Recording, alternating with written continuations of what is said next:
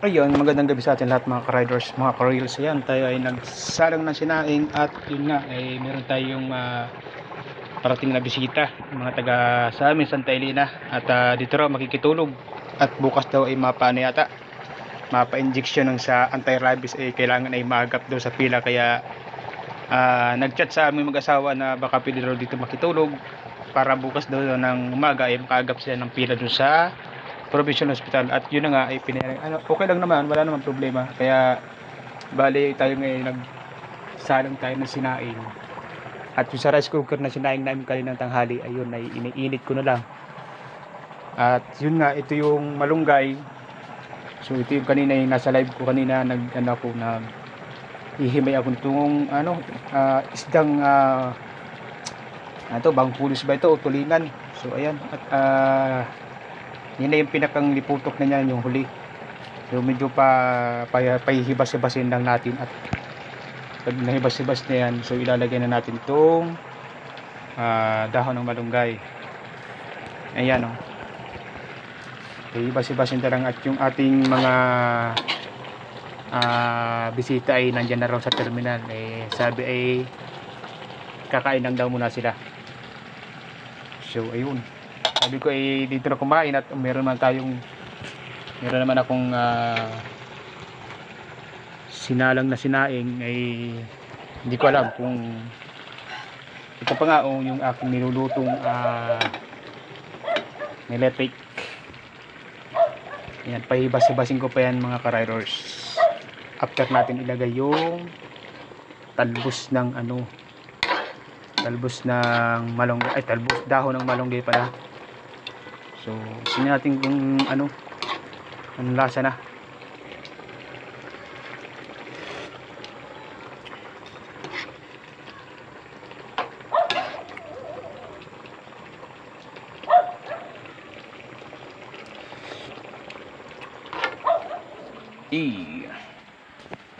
Alright.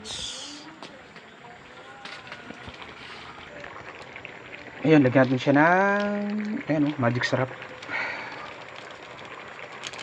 Diba? Ayan, pag puro asin, kailangan lagyan natin siya ng konting magic sarap po yan. Isahan pa natin.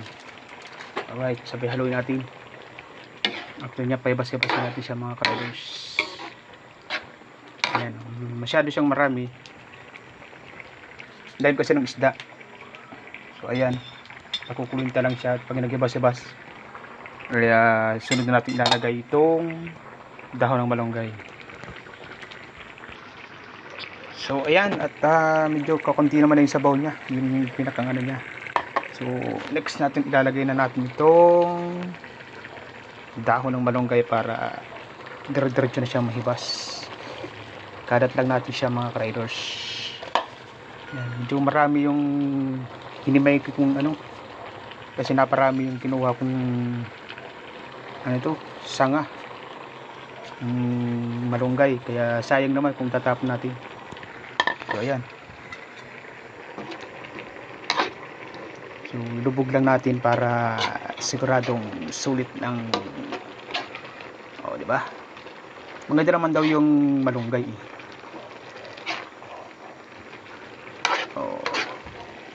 So halo-haloin lang natin. Ilalim lang natin yung mga talbos dahon ng malunggay para siguradong lutong-luto siya.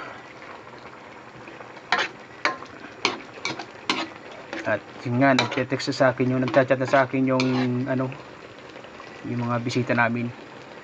Ando na sila sa terminal ng Superline yata.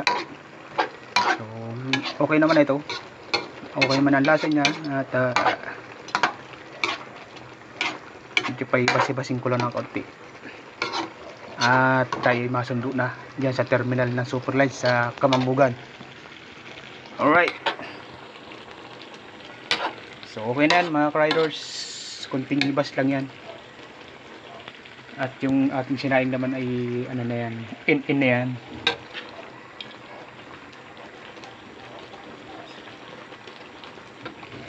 Yan na. Dali na ang ating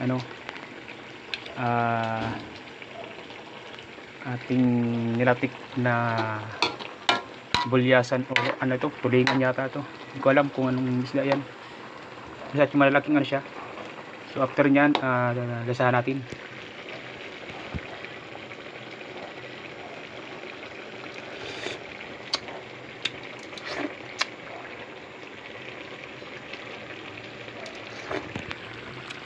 Awit. Okay na mga ka-riders yan.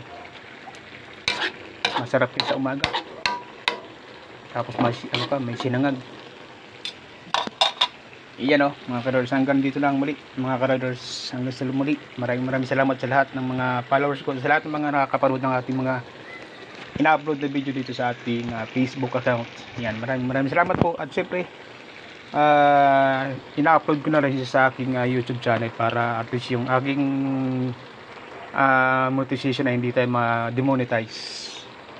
Kasi nagpaparamdam na sa akin si Lolo Mitch, si YouTube channel. Si YouTube nagpaparamdam na sa akin ay sayang naman yung ating channel pag yan ina-demonetize. Kaya ginagawa ko yung ina-upload ko dito sa Facebook account ko, ina-upload ko na rin sa aking YouTube channel para hindi ma-demonetize yung ating YouTube channel. Sayang naman. Kasi nakapag-sound na rin tayo dyan naman time doon sa YouTube channel ko.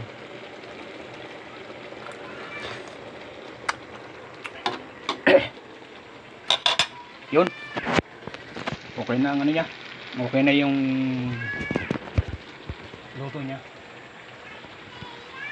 Hanggang dito lang. Tiya, tamit katag tiyo, tiya. Hanggang sa muli, maraming salamat mga ka-riders, mga ka-reels. Bye-bye. See you next vlog. Bye-bye.